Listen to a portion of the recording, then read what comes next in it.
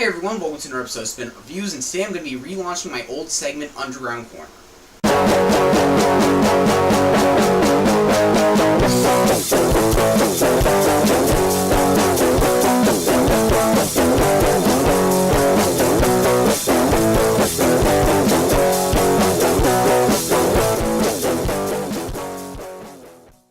So for those of you that didn't follow my Facebook page last year, back when it was called That Non-Elite Music Fan, and I pretty much just did text reviews, I had a segment on there called Underground Corner. It's where I talk about 3 new albums by more under-the-radar artists that deserve a lot more attention. And for this little relaunch, I'm going to be doing the same thing and talking about a movie too. I'll link those 3 from 2013 in the description, where I talk about acts like Michael Cronin, Bosnian Rainbows, Where Darkness, The Uncluded, Gillette Johnson, and The Frights, who I actually talked about earlier in my San Diego Bands video. Basically, the qualifications for this are having less than 30,000 likes on Facebook, and in most cases being relatively new. Also, I like covering multiple genres during this, as you'll clearly see as this video goes on. So with all that out of the way, let's get this thing started with Air Dubai and their new one, Be Calm. Now, you might remember me talking about this band in my Warped Tour recap from a while back, which I'll link in the description with a timestamp if you haven't. But if you didn't, Air Dubai are a 6-piece group that basically take elements of hip-hop, indie rock, dance pop, soul, and electronic music and just toss them all in a blender in a way that sounds a lot more natural than you might expect. Now, as you might know, there are some bands that just put rapping over rock music in and just fails miserably. This isn't one of those cases. The tight hip-hop-like drumming, jangly guitar lines, moody synths, smooth flows, and very soulful singing just perfectly mesh together and make a sound that's very immediately distinct. Not to mention the way they balance the parts of rapper Julian Church and singer John Shockness. Sure, it would have been easy to just have the rapper do the verses and the singer just be reduced to kind of the chorus guy, but Air Dubai really split things pretty much down the middle here and make it feel like a real team effort vocally, which I really appreciate. Okay, so having a sound is one thing, but sometimes a band or artist might notice that they're getting acclaim for this alone and just kind of have the song quality take a back seat. But fortunately, these guys really impress in this area too. The melodies are all really catchy, each instrument really manages to stand out individually, and the lyrics especially, a lot on this album, have a real personal edge to them, especially on tracks 5 through 9. It sort of goes into this loose storyline of ending a broken relationship, and the conflicting emotions and the framing around someone who's out on the road a lot really makes this a lot more nuanced and believable. I will say this though, if you're just getting into these guys, know that the songs All Day and Coast aren't exactly accurate representations of this album, and are more just straight up pop rap songs. Really good and fun pop rap songs, don't get me wrong, but there's not quite as much there content-wise as on a good majority of Be Calm. I'd recommend starting with songs like Soul and Body, Warning, Gone and Let Down, if you really want to get more of a clear picture of what this album's about when you're deciding whether or not you want to listen to it. Also, I don't think this album is quite perfect. There are a couple songs like DLG and Dance with the Devil that I'd personally maybe take off or make bonus tracks to make the album listen as a whole a little more concise. Plus, there's a moment here and there where I feel they maybe could have toned down the vocal effects just a touch. And you might notice that my top 5 tracks linked in the description tend to be in that middle stretch I was talking about earlier, and that doesn't really have too much of a bearing on the album as a whole. It's just that all those songs in a row are just so fantastic that's really just different levels of impressiveness for the most part. But overall, Be Calm is still a great album, one I'd recommend to people who like their hip-hop and pop music a bit more eclectic, a bit more organic in the instrumentation, as well as just people who are a sucker for a unique sound in this day and age, like myself, and sort of in the same way that Red Gold Green was in the Warped lineup last year. And good job on Hopeless Records' part for signing these guys, since as much as I like that label, this is definitely not the kind of style I usually go with. The next album I'm recommending is Year of the Ox by The Burning of Rome. Now, you guys might remember actually a while back when I did an interview with this band's frontman, Adam Traub, at an acoustic gig at a local record store.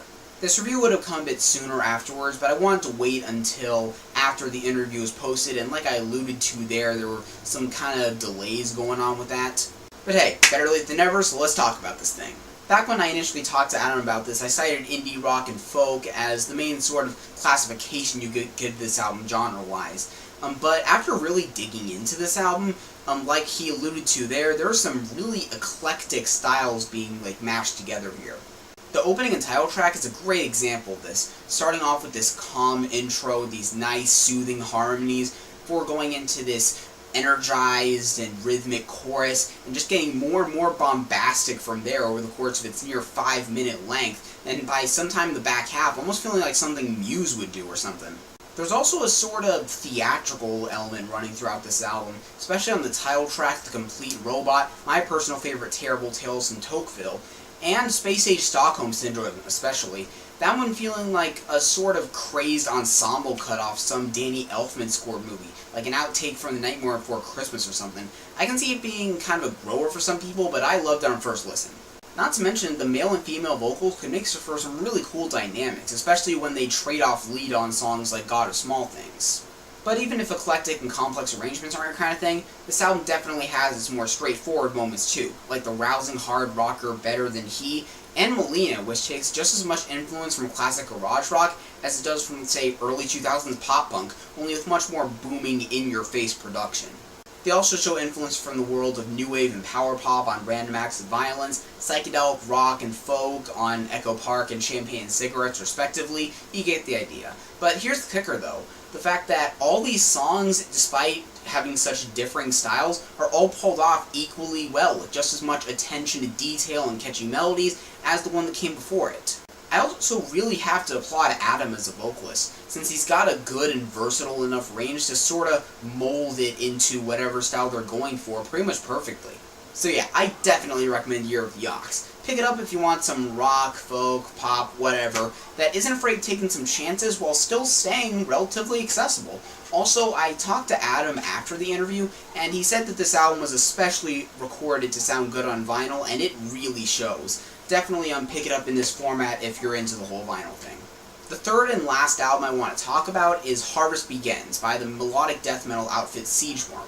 This band contacted me back in January, and I didn't listen to it then, but I made sure to once I relaunched this segment. I feel like I should put a little disclaimer here that I've never really been too into extreme metal subgenres, and this is technically the first death metal album I've heard in full.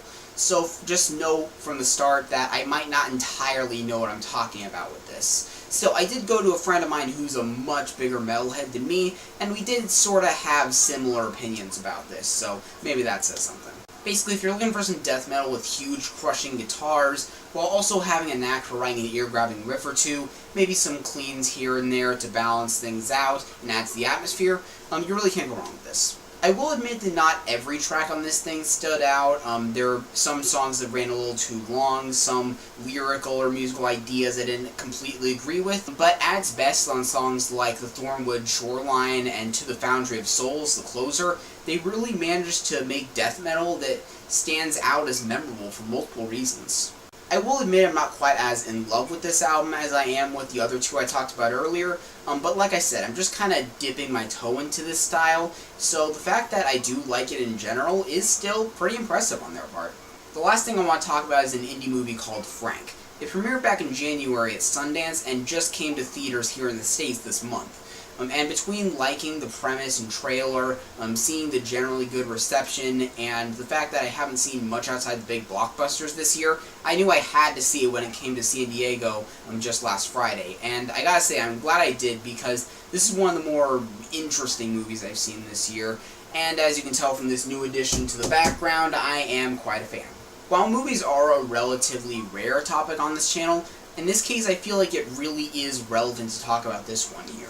The basic premise follows this struggling songwriter, John, as he comes across and ends up in and living with a very unorthodox avant-garde rock band led by Frank, a possibly mentally unstable guy who spends every moment of his life in this big fake prosthetic head like you might have seen on the posters and stuff.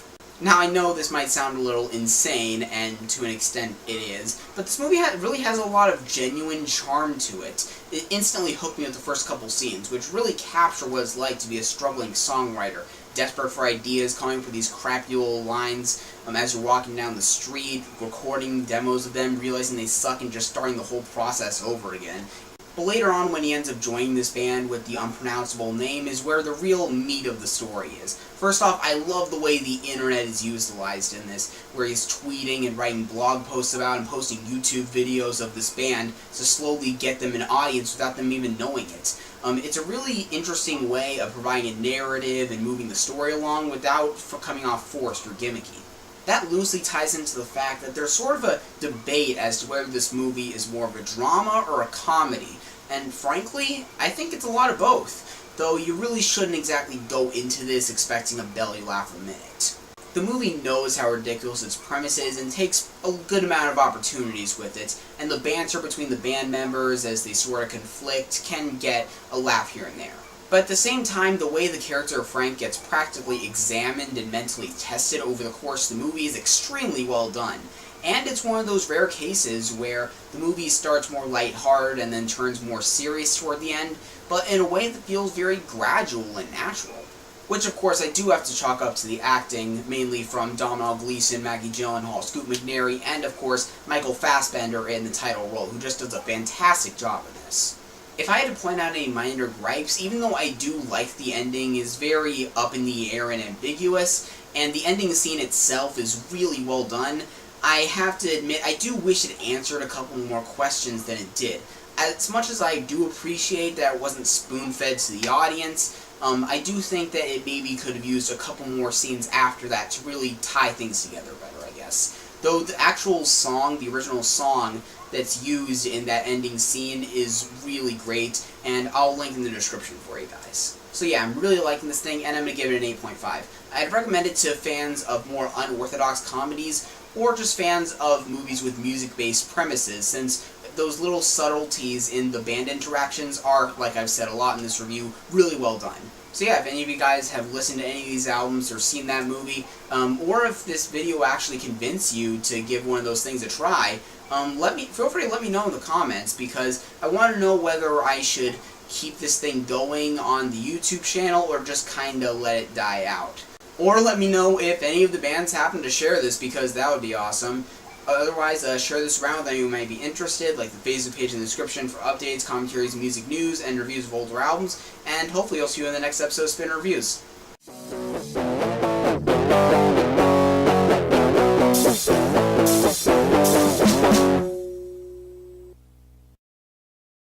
One more thing sort of fitting into this, for those of you guys that have been following me since those text reviews earlier, you might remember when I talked about X-Fest last year, this year specifically, and I talked about a band at the bottom of the bill called I Am Dynamite.